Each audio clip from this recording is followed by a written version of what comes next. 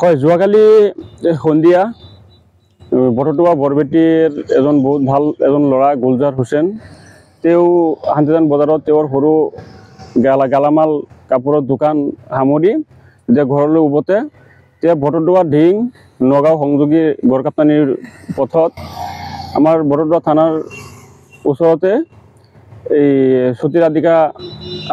সতীৰাধিকা হাইস্কুলৰ সন্মুখত এই AS01 AC 8851 নম্বৰৰ ডাম্পাৰেৰে খুন্দিয়াই মাৰি পেলায়।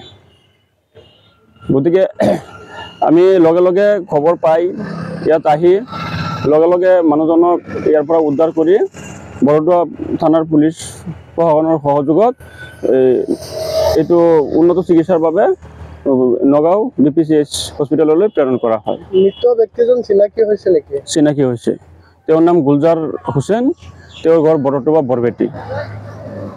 কিহৰ কাৰণে এনেকুৱা প্ৰায় দুৰ্ঘটনা সংঘটিত হ'বলগীয়া হৈছে?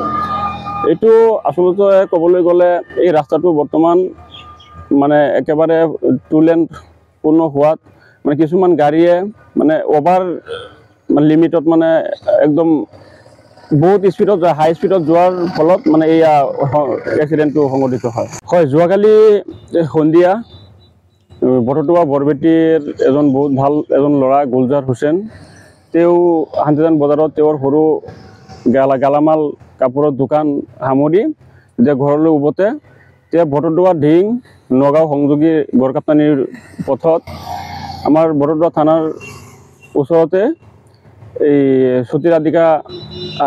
সতীৰাধিকা হাইস্কুলৰ সন্মুখত এই AS01 AC 8851 নম্বৰৰ ডাম্পাৰেৰে খুন্দিয়াই মাৰি পেলায়। গতিকে আমি লগে লগে খবৰ পাই ইয়াত আহি লগে লগে মানুহজনক ইয়াৰ পৰা উদ্ধাৰ কৰি বৰটোৱা থানাৰ পুলিচ প্ৰশাসনৰ সহযোগত এইটো উন্নত চিকিৎসাৰ বাবে নগাঁও BPCH হস্পিটেললৈ প্ৰেৰণ কৰা হয়। মৃত ব্যক্তিজন চিনাকি হৈছে নেকি? চিনাকি হৈছে, তেওঁৰ নাম গুলজাৰ হুছেইন, তেওঁৰ ঘৰ বৰটোৱা বৰবেটি। কিহৰ কাৰণে এনেকুৱা প্ৰায় দুৰ্ঘটনা সংঘটিত হ'বলগীয়া হৈছে? এইটো আচলতে ক'বলৈ গ'লে এই ৰাস্তাটো বৰ্তমান মানে একেবাৰে টু লেন পূৰ্ণ হোৱাত মানে কিছুমান গাড়ীয়ে মানে অভাৰ লিমিটত মানে একদম বহুত স্পীডত যায়, হাই স্পীডত যোৱাৰ ফলত মানে এয়া এক্সিডেণ্টটো সংঘটিত হয়।